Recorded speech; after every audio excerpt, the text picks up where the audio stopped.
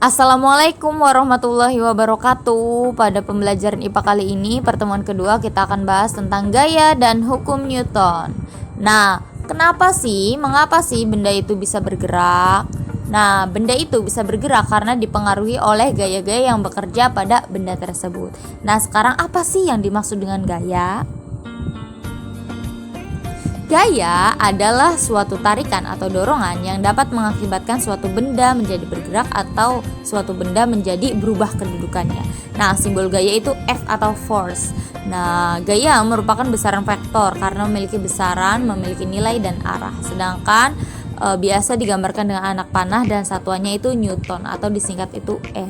Nah, sekarang ada sifat-sifat gaya. Yang pertama, bisa mengubah arah benda. Contoh, kamu menggiring bola lalu lawan mengubah arah bola tersebut itu.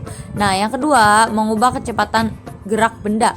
Contoh, ayahmu menyetir motor terus digas. Nah, kecepatannya tuh bertambah kan.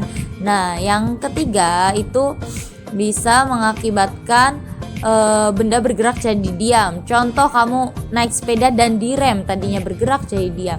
Nah, selanjutnya dari diam menjadi bergerak. Contoh, kamu mengayuh sepeda dan mengubah bentuk benda. Macam-macam gaya dibagi jadi dua, ada gaya sentuh dan gaya tidak sentuh. Gaya sentuh contohnya gesek, gaya gesek, gaya otot, dan gaya pegas. Gaya otot bisa dari hewan dan tumbuhan, pegas itu dari benda-benda yang elastis. Biasanya gaya gesek itu dari permukaan benda yang tidak rata. Nah, yang tidak sentuh contohnya ada gaya magnet, gaya gravitasi bumi, dan gaya listrik.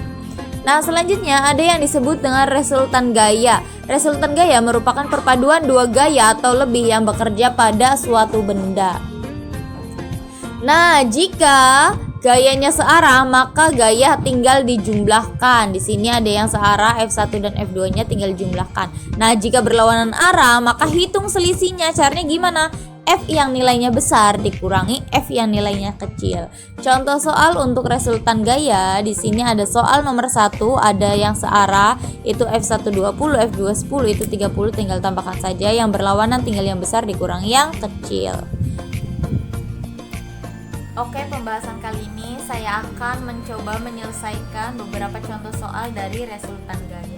Yang perlu digarisbawahi ialah yang pertama, resultan gaya itu atau jumlah gaya yang bekerja pada suatu benda ya. Di sini simbolnya sigma ya, atau jumlah gaya yang bekerja. Nah, ingatnya kalau gayanya satu arah atau searah ditandai dengan anak panah yang satu arah, itu biasanya ditambah untuk gayanya. Nah, jika berlawanan arah maka dikurang. Nah, untuk dikurangnya kita lihat selisih. Maksudnya apa? Yang besar dikurangi yang kecil.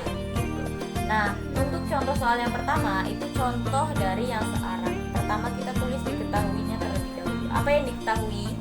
Di sini ada F1 15, F1 sama dengan 15 Newton, F2 5 Newton. Nah, yang ditanya itu adalah resultan gayanya. Kita langsung saja untuk resultan gaya. Berarti F1 ditambah F2. Kenapa ditambah? Karena satu arah. Berarti 15 tambah 5 sama dengan 20 Newton. Itu. Nah, selanjutnya jika kasusnya berlawanan arah, kita tulis dulu yang diketahui. Yang diketahui F1 ada 15 Newton, F2 20 Newton. Yang ditanya resultan gaya. Nah, kita lihat di sini F2 sama F1 itu lebih besar yang mana? Untuk menyelesaikan atau untuk tahu resultan gayanya harus tahu mana yang lebih besar. Nah, yang lebih besar kan 20, berarti sigma F sama dengan 20 di F2, berarti F2 dikurangi F1, atau yang besar dikurangi yang kecil, berarti sigma F sama dengan 20 dikurangi 15 sama dengan 5 Newton. Itu sangat mudah sekali.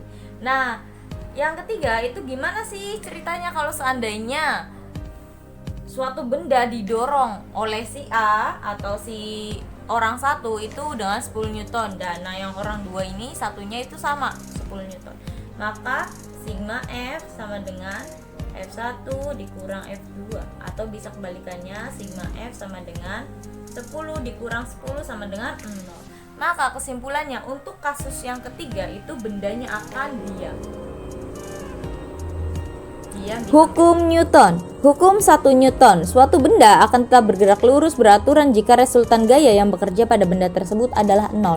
Jadi benda itu akan diam terus atau bergerak lurus beraturan jika nggak ada gaya yang bekerja di situ. Contohnya, penumpang mobil akan terdorong ke depan jika mobil tiba-tiba direm, atau kertas di bawah gelas ditarik dengan cepat, gelas akan tetap diam, ataupun bola menggelinding dari atas es licin memiliki kecepatan yang tetap. Jadi cenderung diam atau bergerak. Nah, hukum 2 Newton itu bunyinya percepatan yang ditimbulkan oleh gaya yang bekerja pada benda berbanding lurus dengan besar gaya dan berbanding terbalik dengan massa benda. Adapun rumusnya adalah sebagai berikut. Untuk rumusnya di sini A atau percepatan sama dengan sigma F. F itu berarti total gaya yang bekerja atau resultan gaya dibagi massa benda. Massa benda itu satuannya kilogram. Contoh dari hukum 2 Newton, mobil yang bergerak dapat berhenti atau memindahkan kotak lebih ringan atau lebih cepat daripada memindahkan lemari.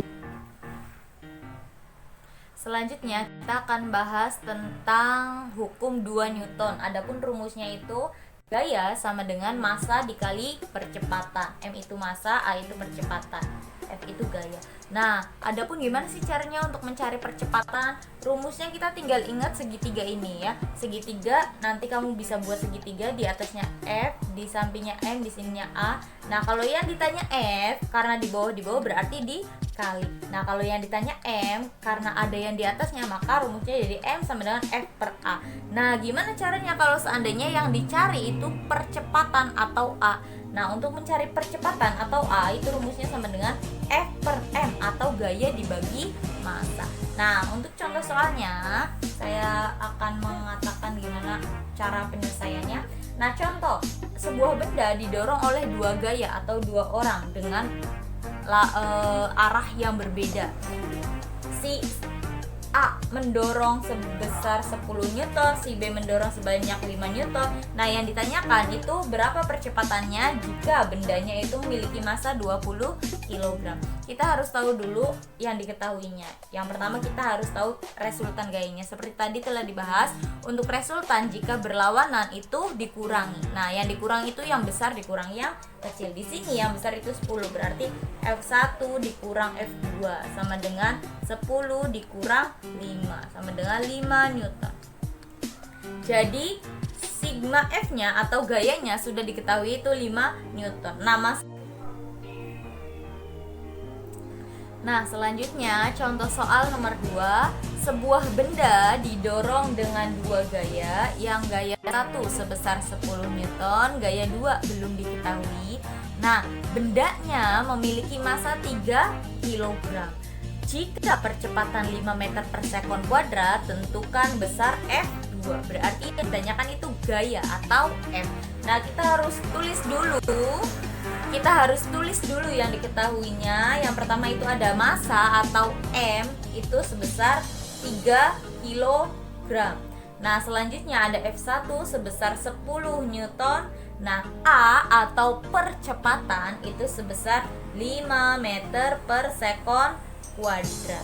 Nah, yang ditanyakan tadi adalah F2 yang ditanyakan. Saya tulis lagi, yang ditanyakan itu F2. Nah, kalau F berarti yang ditanya gaya dong. Untuk rumusnya berarti F sama dengan M dikali A atau gaya sama dengan massa dikali percepatan. Rumusnya M sama dengan massa dikali percepatan. Nah, di sini ada massa, ada percepatan, langsung kalikan saja. Massanya 3, percepatannya 5. 3 dikali 5 sama dengan 15 Newton. Nah, belum selesai sampai di sini. Jawabannya kan 15 Newton. Itu untuk gaya keseluruhan. Nah, karena yang ditanya itu F2, maka F2 sama dengan total gaya dikurangi F1. Total gayanya tadi berapa? 15 dikurangi F1-nya tadi 10. Berarti untuk F2 sama dengan 5 Newton. Seperti itu. Selanjutnya membahas tentang gaya berat yang konsepnya sama dengan hukum 2 Newton. Nah, berat beda dengan massa ya. Berat benda merupakan suatu gaya yang disebabkan oleh gravitasi dan massa benda itu sendiri. Satuannya sama dengan gaya, yakni Newton. Nah, untuk rumusnya W sama dengan M dikali G atau massa dikali gravitasi. Nah, berlawanan nih dengan gaya normal. Kalau gaya berat 10, maka gaya normal minus 10. Seperti itu. Rumusnya W sama dengan M dikali G. Hukum 3 Newton. Apabila sebuah benda mengerjakan sebuah gaya pada benda lain, itu disebut dengan gaya aksi, maka benda tersebut akan mengeluarkan gaya yang sama besar disebut dengan gaya reaksi, hanya berlawanan arah. Maka dirumuskan F aksi sama dengan min F reaksi. Contoh kegiatannya ini sudah dipaparkan 1, 2, 3 contoh untuk penerapan hukum 3 Newton, seperti itu. Seperti contoh orang berenang dan lain sebagainya. Sekian dan terima kasih. Wassalamualaikum warahmatullahi wabarakatuh.